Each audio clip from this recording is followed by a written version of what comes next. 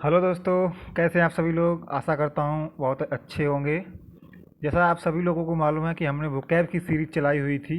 उसी vocab series के अंतर्गत आपको हमने इम्पोर्टेंट इडियम्स एंड फ्रेजेस जो कि हर एक एग्जाम्स में पूछे जाते हैं उनकी आपको हमने 2 वीडियो प्रोवाइड करा दी थी। आज हम एक थर्ड पार्ट इसका इडियम एंड फ्रेजेस का लेके आए हैं जो कि पिछली बार डिफेंस एग्जाम्स में पूछी गई हैं। तो आज उन्हीं के बारे में हम डिस्कस करेंगे। इससे पहले यदि आपने वो प्रीवियस 2 वीडियो नहीं देखी हैं तो आप उन्हें भी देखिए, क्योंकि पहले जब उनको देखोगे तो आप लिंक कर पाओगे चीज़ों को एक दूसरे से। तो इसलिए अगर आपने नहीं देखी हैं तो लिंक आपको डिस्क्रिप्शन बॉक्स में दिया हुआ है और वहाँ क्लिक करके सीधे आप उन वीडियो पर पहुँच सकते हो। तो इससे पहले यदि आप हमारे चैनल पर नए हो तो चैनल को सब्सक्राइब जरूर कर लें और बेल आइकन को भी प्रेस कर लें, जिससे कि आपको नए वीडियो का नोटिफिकेशन टाइम टू टाइम मिलता रहे। फिर वही वाली बात, फिर आपसे एम्फेसाइज कर रहे हैं कि आप वीडियो देखने बैठे हैं तो कॉपी पेन हाथ में रखिएगा। जो वर्ड्स, जो ईडियम्स, जो इसका मीनिंग आपको समझ में नहीं आता है तुरंत उसको नोट करिए, क्योंकि without pen and paper you will waste your time. Okay, so I will suggest you that you will have to bring a paper and pen. So let's start the video without time wasting. The first question is that a red letter day. देखो, एक बात और बता दें आपको कि जब भी हम ईडियम फ्रेजेस के क्वेश्चन को सॉल्व करते हैं, जब भी हम ईडियम और फ्रेजेस के क्वेश्चन को सॉल्व करते हैं तो उसके मीनिंग पे नहीं जाते हैं ईडियम्स के, क्योंकि उनका मीनिंग दूसरा कोई और फिक्स होता है। जैसे आप इसमें करो, आप इसमें देखोगे, इसमें फर्स्ट ऑप्शन आपको दिया हुआ है, सॉरी फर्स्ट क्वेश्चन दिया हुआ है अ रेड लेटर डे। अ रेड लेटर का डे का अगर मीनिंग निकालेंगे तो इसका दिन निकल के, इसका मीनिंग निकल के आएगा लाल दिन। लाल दिन का कोई मतलब नहीं होता है, इसका एक फिक्स मीनिंग होता है, उसके आधार पर चलना होता है। कुछ लोग क्या करते हैं ना, जब एग्जाम से बैठे होते हैं तो वो सिर्फ इसका मीनिंग निकाल लेते हैं कि ये ए रेड, रेड मतलब लाल होता है, लेटर एक अक्षर, डे दिन। तो इस तरह से नहीं निकालना होता है, उनका पहले से फिक्स होता है। जैसे कहावतें होती हैं हमारी हिंदी में ना, कहावतें हो गए, मुहावरे हो गए, तो उसी की तरह इंग्लिश में भी क्या होते हैं, ईडियम्स और फ्रेजेस होते हैं। कहने का मतलब लेटर कुछ होगा इसमें लिखे होंगे, लेकिन आप चीज़ों को दूसरे से रिलेट करोगे, है ना।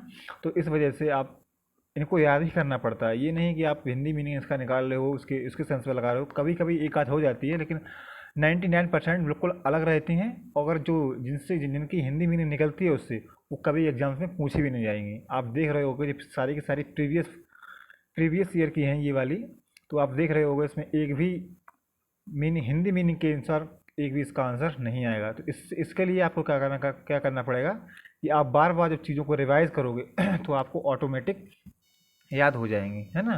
तो स्टार्ट करते हैं। फर्स्ट क्वेश्चन आपको दिया हुआ है अ रेड लेटर डे। अ रेड लेटर डे का मतलब होता है एक ऐसा दिन जो कि क्या हो, किसी के लिए मेमोरेबल हो या किसी के लिए यादगार हो, उसको हम बोलते हैं अ रेड लेटर डे। जैसे आप सभी लोग जानते होंगे क्या होता है, 2 अक्टूबर को क्या होता है, गांधी जयंती। क्या होता है, गांधी जयंती। इसी तरह से आपने देखा होगा क्या होता है, एयरफोर्स डे होता है, नेवी डे होता है ना, आर्मी डेज होता है, बहुत सारे डेज होते हैं। तो इनको हम क्या बोलते हैं, अ रेड लेटर डे, क्योंकि उनके पर्टिकुलर बारे में हम उस दिन मनाते हैं या उसके दिन को हम यादगार रखते हैं। तो इसके लिए आप अगर ऑप्शंस पे जाएंगे तो ऑप्शंस में आप पाओगे, ऑप्शंस पे आपको दिया हुआ है। फर्स्ट ऑप्शन आप देख पा रहे हो अ ट्रिवियल डे। अ ट्रिवियल डे का मतलब क्या होता है, आप पहले इस वर्ड को समझो। ट्रिवियल, ट्रिवियल क्या होता है, ट्रिवियल ट्रिवियल का मीन्स होता है तुच्छ, जिसका कोई महत्व ना हो। इसको हम बोल सकते हैं इनसिग्निफिकेंट। क्या बोल सकते हैं, इनसिग्निफिकेंट।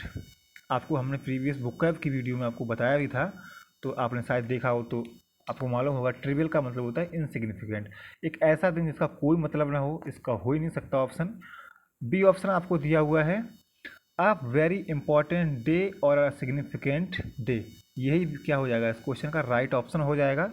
क्या हो जाएगा, अ वेरी इंपॉर्टेंट और significant day, a that day which is memorable for any one and something. एक ऐसा दिन जो किसी के लिए यादगार हो, है ना। तो उसको हम क्या बोलते हैं, a red letter day. C option की अगर हम बात कर लें, सी ऑप्शन आपको दिया हुआ है a letter of a bloodshed and violence. एक ऐसा दिन जो क्या हो, ब्लड सैड, कहने खून खराब या हिंसा से भरा हुआ हो। ये नहीं हो, ये भी नहीं होगा। डी ऑप्शन दिया हुआ है आपका मॉर्निंग डे। मॉर्निंग वो वाली नहीं, सुबह वाली नहीं, इसको बोलते हैं मॉर्निंग। क्या बोलते हैं, मॉर्निंग। मॉर्निंग का मतलब होता है जैसे आप किसी के घर में कोई डेथ वगैरह हो जाती है या फिर कुछ और एडवर्सिटी किसी के ऊपर आती है, तो उसमें जो हमें सोक होता है उसको हम बोलते हैं क्या, मॉर्निंग। इसके लिए वर्ड्स और लगाते हैं, आप शायद लिख लें। इसके लिए लगाते हो क्या, लीमन। क्या लगाते हो, लीमन। एक लगा सकते हो कभी कभी डिप्लोर, सॉरी बीमन लगाते हैं, लीमन नहीं, कंफ्यूज होगा थोड़ा। क्या लगाते हो, बीमन। बीमन और डिप्लोर, इसके लिए दो वर्ड्स लगा सकते हो मॉर्निंग के लिए। तो इसका जो राइट ऑप्शन आपको बता ही दिया हमने, क्या राइट ऑप्शन हो जाएगा, इसका राइट ऑप्शन हो जाएगा B, a very important and significant day. बढ़ते हैं नेक्स्ट क्वेश्चन की तरफ। नेक्स्ट क्वेश्चन आपको दिया हुआ है गिफ्ट ऑफ गैब। ये कई बार एग्जाम्स में पूछा गया है, not only defence exam but the many other exams like sorry SSC, rail, SSC हो गया, सीडीएस हो गया, है ना, एफकेट हो गया, इन सभी में बहुत बार पूछा जा चुका है। और ये आप कभी कभी देखते होगे कि आप जनरल लैंग्वेज में भी इसको यूज़ करते हो, जब जीडी वगैरह आप करते हो उसको बहुत ज़्यादा यूज़ किया जाता है। गिफ्ट ऑफ गैब का मतलब होता है जिसको बहुत अच्छी बोलने की कला हो, उसको हम बोलते हैं गिफ्ट ऑफ गैब। आप फर्स्ट ऑप्शन ही देख पा रहे होगे, इससे फर्स्ट ऑप्शन आपको दिया हुआ है ability to speak easily and confidently. कहने का मतलब एबिलिटी, क्षमता, टू स्पीक, बोलने की, ईजिली, सरलता से, और कॉन्फिडेंटली, बोलने की क्षमता किसके साथ, एक कॉन्फिडेंट और ईजिली। एक बात और बता दें आपको, भले ही इस क्वेश्चन से रिलेट थोड़ा कर पाएँ आप, कि आप कॉन्फिडेंटली जब ही बोल पाएंगे जब आपके पास कंटेंट होगा, है ना। जब आपके पास कंटेंट ही नहीं होगा तो आप बोलेंगे क्या कॉन्फिडेंटली। अगर आप कंटेंट है आपके पास और आप अगर कॉन्फिडेंट नहीं है तो भी कंटेंट कुछ नहीं कर पाएगा, है ना। तो क्या हो जाएगा, कॉन्फिडेंट और कंटेंट दोनों ही इंपॉर्टेंट रहते हैं। किसी आप कभी भी आप जीडी या कुछ भी एसएसबी देने जाएं तो आपके पास दोनों चीज़ें होनी चाहिए, कॉन्फिडेंस और कंटेंट। तो खैर छोड़ते हैं इस पॉइंट को, अपने क्वेश्चन पे आते हैं। क्वेश्चन आपको क्या दिया हुआ है, गिफ्ट ऑफ गैब, इसका जो राइट ऑप्शन हो जाएगा वो हो जाएगा ability to speak easily and confidently. और ऑप्शन की अगर बात कर लें तो और ऑप्शन आपको दिया हुआ है एबिलिटी टू स्पॉइल समथिंग, किसी चीज़ को बर्बाद करने की क्षमता या एबिलिटी, ये भी बिल्कुल गलत होगा। एबिलिटी टू सेलिंग समथिंग, किसी चीज़ को बेचना, ये भी बिल्कुल गलत हो जाएगा। Gift from sacred institution, sacred का मतलब आप शायद जान रहे होंगे, अगर नहीं जान रहे हो तो आपको हम बता ही देने। सैक्रेड का मतलब होता है पवित्र, सैक्रेड का मतलब होता है पवित्र। गिफ्ट फ्रॉम सैक्रेड इंस्टीट्यूशन, किसी कहने का पवित्र धर्म इंस्टीट्यूशन को गिफ्ट देना, ये बिल्कुल गलत हो जाएगा, इसका कोई सेंस नहीं है इस क्वेश्चन से। तो जो आपका राइट ऑप्शन हो जाएगा वो हो जाएगा आपका right option first, a gift of gab का क्या हो जाएगा, ability to speak easily and confidently. बढ़ते हैं नेक्स्ट क्वेश्चन की तरफ। नेक्स्ट क्वेश्चन आपको दिया हुआ है walk a tight rope. Walk and tight रोप का मतलब होता है कि आपने देखा होगा सर्कस, आपने कभी कभी देखा होगा, तो सर्कस में क्या करते हैं, कुछ इस तरह से लकड़ी नामा बना होता है ना, इस तरह से क्रॉस सेक्शन में लाइन लगी होती है, इस पर क्या बनी होती है, टाइट रोप बंधी होती है। इस पर क्या करते हैं जो ह्यूमन वगैरह होते हैं या जो कोई भी चाइल्ड वगैरह होता है, उस पर क्या करता है, चलता है, यूँ यूँ करके चलता है ना। तो ये क्या होता है, बहुत केयरफुल होता है। अगर आप बिल्कुल भी अगर यहाँ पे अगर सावधानी आपने हटा दी तो क्या हो जाएगा, आप नीचे को गिर जाओगे। तो उसी से आप रिलेट कर पाओगे याद करने के लिए, इसका इससे कोई लेना देना नहीं है, फिर भी हमने आपको सिर्फ याद करने के लिए एक तरीका बताया है कि आप इस तरह से जब आप टाइट रोप का नाम सुने तो आपको एक सर्कस की फिगर माइंड में आना चाहिए, है ना। तो इस वजह से आपको बता दिया। वॉक और टाइट रोप का मतलब होता है कि एक ऐसी सिचुएशन, एक ऐसी घटना जिसमें आप जरा सी भी अगर आपने केयरलेस करी या असावधानी बरती तो उसका रिजल्ट क्या हो सकता है, एक बहुत ख़राब हो सकता है। उसको हम बोलते हैं क्या, walk on tight rope, sorry walk और टाइट रोप। तो अगर ऑप्शंस में आप नज़र देख पा रहे होगे तो फर्स्ट ऑप्शन आपको दिया हुआ है to be forced to leave your job, किसी को फोर्स करना या फोर्स होना किसके लिए, जॉब छोड़ने के लिए, ये नहीं होगा। To be ready to fall, गिरने के लिए रेडी होना, तैयार होना, ये भी बिल्कुल नहीं होगा आपका। सी ऑप्शन आपको दिया हुआ है आप, जो कि इसका राइट ऑप्शन भी होगा, टू एक्ट वेरी केयरफुली, काम करना बहुत ही किससे, बहुत ही केयरफुल से। तो इसका जो राइट ऑप्शन हो जाएगा वो क्या हो जाएगा, सी। और डी आपको दिया हुआ है टू इनवाइट डेंजर, किसी मुसीबत को दावत देना, या कह सकते हो आप किसी मुसीबत को मुसीबत मोल लेना, जैसे हम हिंदी में बोलते हैं। तो इसका भी ये नहीं होगा। तो इसका जो राइट ऑप्शन हो जाएगा टू एक्ट वेरी केयरफुली, किसी घटना या काम को बहुत ही केयरफुल करना। केयरफुल के लिए आपको मैंने बहुत सारे सिनोनिम्स बताए हैं, अगर आपको याद आ रहे हैं तो आप ज़रूर कमेंट बॉक्स में कमेंट करिए, जिससे कि आपको बहुत ही बेनिफिट रहेगा, जिससे आप याद कर पाओगे, है ना। तो इसका जो राइट ऑप्शन हो जाएगा वो हो जाएगा सी। बढ़ते हैं नेक्स्ट क्वेश्चन। नेक्स्ट क्वेश्चन आपको दिया हुआ है to be in a fix. To be in fix का मतलब क्या होता है, ये भी कई बार पूछा जा चुका है। अभी एक और आएगा ये वाला, इससे आगे वाला आने वाला एक क्वेश्चन और है। ये 3-4 क्वेश्चन हमेशा एग्जाम्स में, बहुत सारे एग्जाम्स में घूमते रहते हैं, तो इनको आप ज़रूर देख लीजिएगा बहुत अच्छे तरीके से, क्योंकि इनमें बहुत ज़्यादा कन्फ्यूजन होता रहता है ना। क्योंकि ज़्यादातर लोग क्या होते हैं, इनके हिंदी मीनिंग से ऑप्शन में लगा देते हैं, तो इससे नहीं लगाना आपको, क्योंकि ये तुरंत गलत हो जाएगा। और आपको ये बता बता दें बात है कि जब भी ऑप्शन ए हो तो आप बिल्कुल केयरफुल रहिए, क्योंकि जब भी एग्ज़ाम में आप देते हो तो ऑप्शन उसमें एग्जामिनर इस तरह से बनाता है कि बच्चा बिल्कुल भी जरा भी गड़बड़ करे तो फर्स्ट ऑप्शन मैच खाना चाहिए, एकदम ऑप्शन दे के खुश हो जाए कि हाँ यार हम तो सही कर दिया, लेकिन हो जाए गलत, है ना। तो आप जब भी फर्स्ट ऑप्शन देखें या क्वेश्चन को सॉल्व करें, इसका आंसर फर्स्ट ऑप्शन आ रहा हो तो उसके प्रति बहुत ही केयरफुल रहिए, क्योंकि उसमें मिस्टेक होने के चांसेस बहुत ज़्यादा रहते हैं, है ना। तो इस वजह से आपको बहुत केयरफुल रहना चाहिए। तो इसमें आपको देख पा रहे होगे, इसमें क्वेश्चन क्या दिया हुआ है, to be in a fix. To be in fix का मतलब होता है कि किसी मुसीबत में होना, है ना, किसी बैड सिचुएशंस में होना, उसको हम बोलते हैं to be in a fix. तो आप ऑप्शंस की अगर बात कर लें, टू रिसीव स्ट्रॉन्ग क्रिटिसिज्म, किसी के द्वारा बहुत ही कड़ी निंदा होना, ये भी नहीं होगा इसका। टू सपोर्ट वन सेल्फ, खुद को सपोर्ट करना, ये भी बिल्कुल नहीं होगा आपका। टू फिक्स अ प्रॉब्लम, कुछ लोग क्या करेंगे यही वाले लगा देंगे, ये बिल्कुल गलत हो जाएगा इसका आंसर। जो आप देख पा रहे हो ऑप्शन में डी ऑप्शन आप देख पा रहे होगे, इसमें दिया हुआ है to be in a difficult situation, एक खराब सिचुएशन में होना, या कह सकते हो बैड सिचुएशन में होना, उसको हम क्या बोलते हैं, to be in a fix. तो इसका राइट ऑप्शन क्या हो जाएगा, right, D will be right option. Okay, तो बढ़ते हैं नेक्स्ट क्वेश्चन पे। नेक्स्ट क्वेश्चन आपको दिया हुआ है to fish in a troubled water. ये भी इंपॉर्टेंट बहुत ज़्यादा है, ये भी कई बार पूछा जा चुका है। ये तकरीबन एनडीए में तो 2-3 बार, आप अगर 20 ईयर्स के या प्रीवियस सेट उठा के देखोगे इंग्लिश के, तो उसमें आपको कहीं ना कहीं 2-3 बार तो आपको ये मिल जाएगा, है ना। तो इसलिए बहुत ही इंपॉर्टेंट हो जाता है। अगर आप एनडीए की भी प्रिपरेशन कर रहे हो तो आपके लिए एकदम बेनिफिट रहेंगे आप, है ना। तो इसलिए आप ज़रूर करिए इनको, ईडियम्स को, क्योंकि ईडियम्स आप देख पा रहे होगे। अभी अगर हम एनडीए की बात करें तो पहले नहीं आते थे एनडीए में ईडियम्स वगैरह, लेकिन अब आप बात करोगे 2019 से लेके 18 से लेके, तो उसमें एनडीए में हर एक प्रैक्टिस सेट में आप देखोगे, या जो आप टेस्ट देने आते हो उसमें 5 क्वेश्चन, और सीडीएस में तो बहुत पहले से ही आ रहे हैं। तो उसमें क्या होते हैं, सीडीएस में क्या होते हैं, 10 क्वेश्चन आते हैं ईडियम्स के, है ना। तो ये बहुत ही इंपॉर्टेंट पार्ट रखते हैं, तो आपको ये अच्छे तरीके से आपको पढ़ना चाहिए।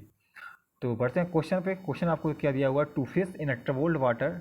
इसका मतलब होता है कि किसी की खराब सिचुएशन का, या आप कह सकते हो कि जो कोई आदमी किसी बैड सिचुएशन में या सही स्थिति में नहीं है, आप उस स्थिति का फ़ायदा उठाना क्या बोलते हो, to fish in a troubled water. First option आपको दे रखा है टू बोरो अ मनी, धन उधार लेना। टू स्टील बिलोंगिंग्स ऑफ, किसी को चुराना, है ना, तो ये भी नहीं होगा। आप सी ऑप्शन देख पा रहे होगे, सी ऑप्शन आपको क्या दिया हुआ, to get benefit in bad situation.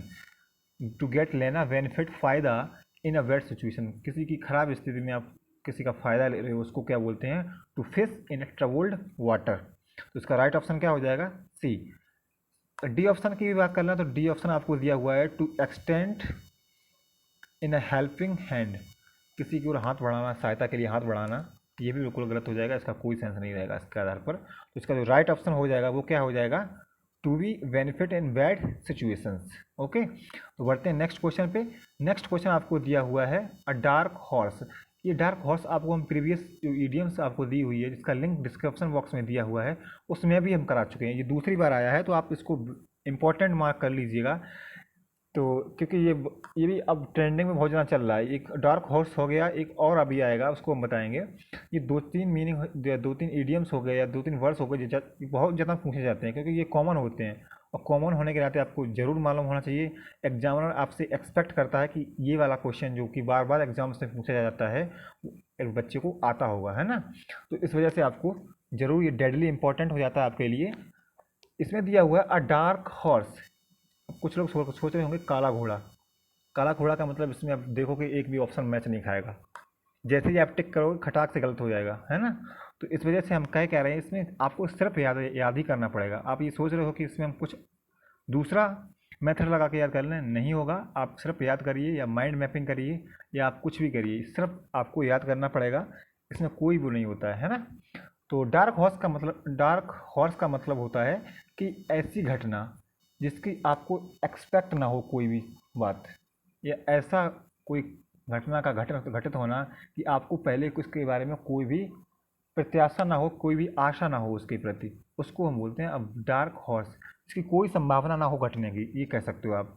तो आपको फर्स्ट ऑप्शन दिया हुआ है ब्लैक कलर्ड हाउ हॉर्स, हमने बताया क्या, फर्स्ट ऑप्शन आपको दिया हुआ है, तो आप फर्स्ट ऑप्शन वेरी केयरफुल रहिए, क्योंकि फर्स्ट ऑप्शन क्या होता है बहुत ज़्यादा गलत होने के चांस रहते हैं। तो वास्तव में आप देख पा रहे होंगे फर्स्ट ऑप्शन आपको दिया हुआ है अ ब्लैक कलर्ड हॉर्स। जैसे ही बच्चा देखेगा कि उसमें ऑप्शन में क्या दिया हुआ है, सॉरी क्वेश्चन में क्या दिया हुआ है अ डार्क हॉर्स, डार्क माने समझेगा काला, तो वही इस पर ठोंक देगा पहले ही से, बोलेगा ये लो हो गया सही। तो जैसे ही आप लगाओगे मालूम है आपको नंबर क्या मिलेगा, लड्डू, कुछ नहीं मिलने वाला इससे। तो इस वजह से आप ध्यान रखिएगा जब भी आप फर्स्ट ऑप्शन को क्लिक करिए तो एक बार थोड़ा केयरफुल रहिए उसके बारे में, क्योंकि ज़्यादातर अगर आप देखोगे क्वेश्चन नंबर ऑफ क्वेश्चन देखोगे जिनके ए ऑप्शन सही रहते हैं या फिर इनमें कोई मिस्टेक होती है तो उनका ऑप्शन एक ही रहता है है ना। तो इस वजह से आप थोड़ा केयरफुल रहिए, जो कि इसका ए ऑप्शन आपको देख पा रहे हो ये बिल्कुल गलत है। बी ऑप्शन इसका राइट ऑप्शन हो जाएगा। इसमें दिया हुआ है a person who wins a race और competition although no one is expect him to, एक ऐसा आदमी जो जीत जाता है रेस या कंपटीशन जिसकी कोई भी आशा नहीं करता या कोई भी एक्सपेक्ट नहीं करता है कि ये आदमी जीत जाएगा, है ना। जैसे आपका कोई पड़ोसी है या आपका कोई रिश्तेदार है, आप कुछ भी समझ लीजिए, आप वो ये सोच रहा होता है कि यार ये नहीं कर पाएगा, लेकिन जब आप उसको पेपर निकाल देते हो तब वो कहता है अरे यार ये क्या हो गया भाई, इसको तो हम सोच रहे थे कि ये बहुत पढ़ने में ढीला है या कुछ काम करने में बहुत लेजी है, लेकिन इतना तो कमाल कर दिखाया है ना। तो उसको हम बोलते हैं क्या, a dark horse. C option की बात कर लें, a person who keep cigarette, एक ऐसा आदमी जो क्या रखता हो, सिगरेट को रखता हो या रहस्य में किसी बातों को रखता हो। इसका कोई सेंस नहीं है, आपको बी ऑप्शन बता ही दिया है, फिर भी आपको बता ही दिया है ऑप्शन, इसमें कोई अर्थ नहीं होगा। अ इग्नोरेंट पर्सन, एक ऐसा आदमी जो क्या हो इग्नोरेंट करता हो या फिर कह सकते हो आप ऐसा जो अनबिहेवियर पर्सन हो उसको हम बोलते हैं इग्नोरेंट पर्सन। तो इसका जो राइट ऑप्शन हो जाएगा वो हो जाएगा आपका बी, जैसा कि आप देख पा रहे हो क्या हो जाएगा बी। बढ़ते हैं नेक्स्ट क्वेश्चन की तरफ। नेक्स्ट क्वेश्चन आपको दिया हुआ है अ शो स्टॉपर। अ शो स्टॉपर ये आपके लिए बहुत सौ लोगों के लिए नया वर्ड्स होगा या नया ईडियम्स होगी, तो इसलिए आप इसको ज़रूर नोट करिएगा, क्योंकि ये प्रीवियस एग्जाम्स में पूछा गया है, इसलिए आपके लिए बहुत इंपॉर्टेंट हो जाता है। इसका मतलब क्या होता है, इसका शो स्टॉपर का मतलब होता है कि शो स्टॉपर का मीन्स होता है कि एक ऐसी परफॉर्मेंस करना या ऐसी एक्ट करना या आप ऐसा गाना गाना, कुछ भी आप परफॉर्मेंस मतलब सभी आ जाता है उसके अंदर, एक ऐसी परफॉर्मेंस करना जिससे आप क्या जीत लो, किसी की तालियां या आप कह सकते हो किसी से आप प्रशंसा करवा लो, उसको हम बोलते हैं a show stopper.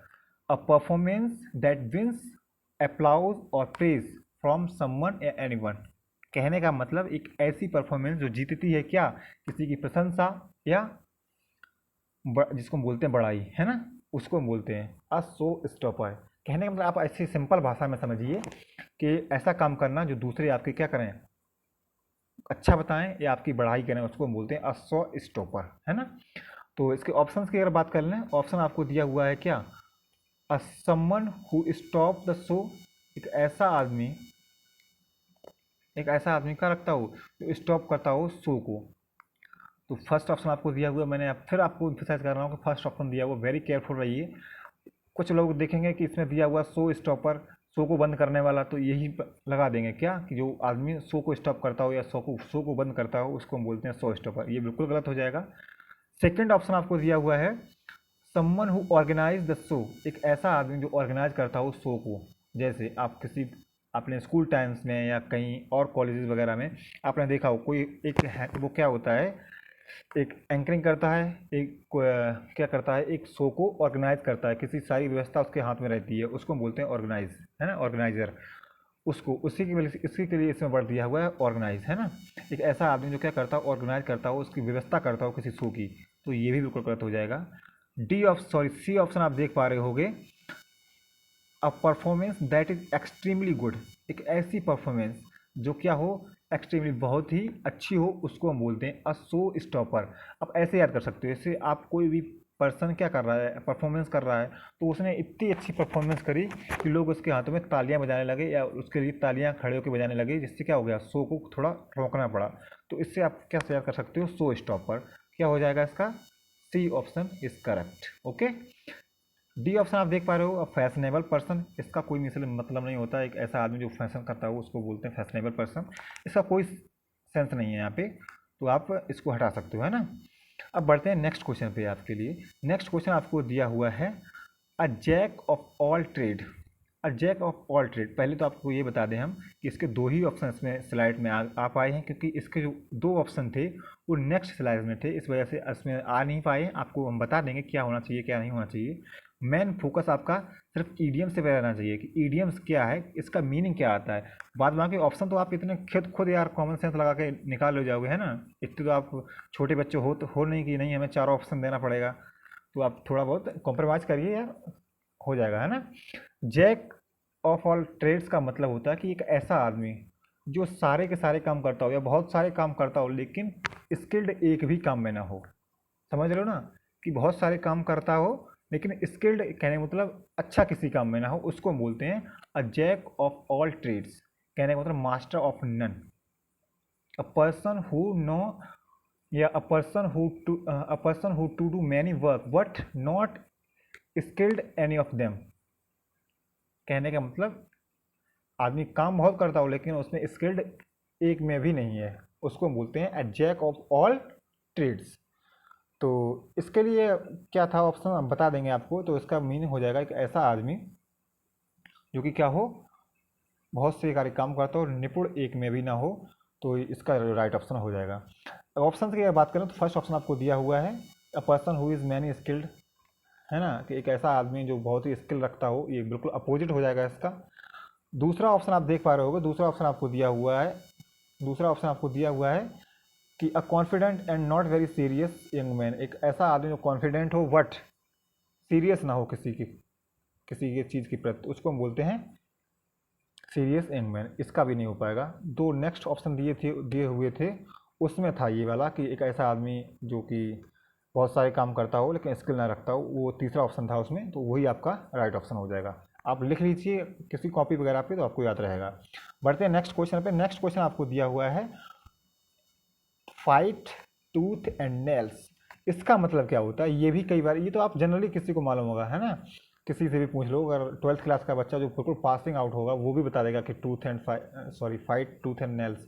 Fight and tooth and nails का मतलब होता है अपनी पूरी ताकत लगाना किसी काम के लिए, या किसी जब आप लड़ते हो किसी एग्जाम से पेपर देते हो या किसी से लड़ते हो, तो उसमें आप पूरी ताकत पूरे एफर्ट्स डालना, हम क्या बोलते हैं, फाइट टूथ एंड नेल्स।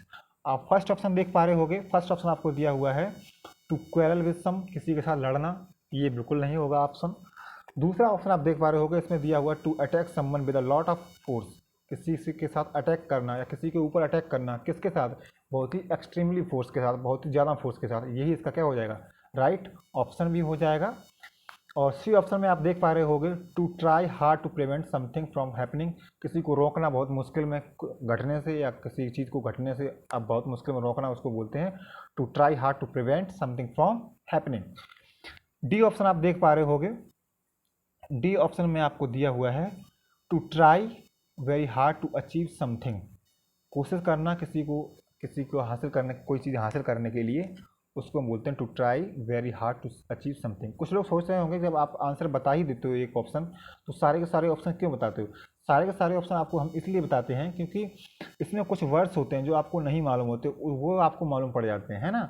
इस वजह से आपको हम बताते नहीं, तो कोई मेरा और पर्पज़ नहीं है कि सारे के सारे ऑप्शन आपको बताएं। इसीलिए बताते हैं कि इसमें कुछ वर्ड्स होते हैं, जैसे आपको प्रिवेंट, कुछ लोगों को प्रिवेंट नहीं मालूम होगा। प्रिवेंट माने होता है रोकना, है ना। अचीव माने किसी चीज़ को गेन करना या विल करना, उसको हम बोलते हैं क्या, अचीव, है ना। तो इस तरह से कुछ वर्ड्स मिल जाते हैं जो आपको वोकैब में भी हेल्प करेंगे, है ना। तो इस वजह से आपको हम सारे के सारे ऑप्शन बता देते हैं। ये मत सोचिएगा कि यार जिस एक ऑप्शन बताने के बाद सारे के चारों को चारों ऑप्शन पकड़ने लगते हैं, तो उसका कुछ ना कुछ पर्पज़ होता है, इसीलिए आपको बताते हैं, आपके फ़ायदा के लिए ही कर रहे हैं ना। तो इस वजह से बढ़ते हैं नेक्स्ट क्वेश्चन पे। नेक्स्ट क्वेश्चन आपको क्या दिया हुआ है, fair and square. Fair and square का मतलब क्या होता है, एक ऐसा आदमी जो कि बहुत ही ईमानदार हो या सज्जन हो, उसको हम बोलते हैं फेयर एंड स्क्वायर। तो आप फर्स्ट ऑप्शन ही देख पा रहे होगे, इन अ ऑनेस्ट वे, इन अ ऑनेस्ट वे, इसका क्या हो जाएगा, राइट ऑप्शन हो जाएगा और सारे के सारे ऑप्शन गलत हो जाएंगे। इसका भी कोई मीनिंग नहीं, इसका भी कोई मीनिंग नहीं। इसमें दिया हुआ अ क्रिटिकल वे, एक ऐसा बहुत ही क्रिटिकल रास्ता होना, neither very good nor very bad, एक ऐसा रास्ता जो कि ना कहीं अच्छा हो ना खराब हो। यह भी दिया हुआ इन अ फुलिश वे, एक मूर्खपूर्ण रास्ता, इसका भी कोई मीनिंग नहीं होगा। ये रहे आज के क्वेश्चन, कैसे लगे कमेंट बॉक्स में ज़रूर बताना। और आप अगर कोई भी आपके मन में डाउट रहता है तो आप कमेंट बॉक्स में लिख सकते हो, जिसके लिए आप हम नेक्स्ट वीडियो आपको ज़रूर बताएंगे क्या डाउट रहा क्या नहीं रहा। आज के लिए बस इतना ही, मिलते हैं तब तक के लिए। जय हिंद, जय भारत।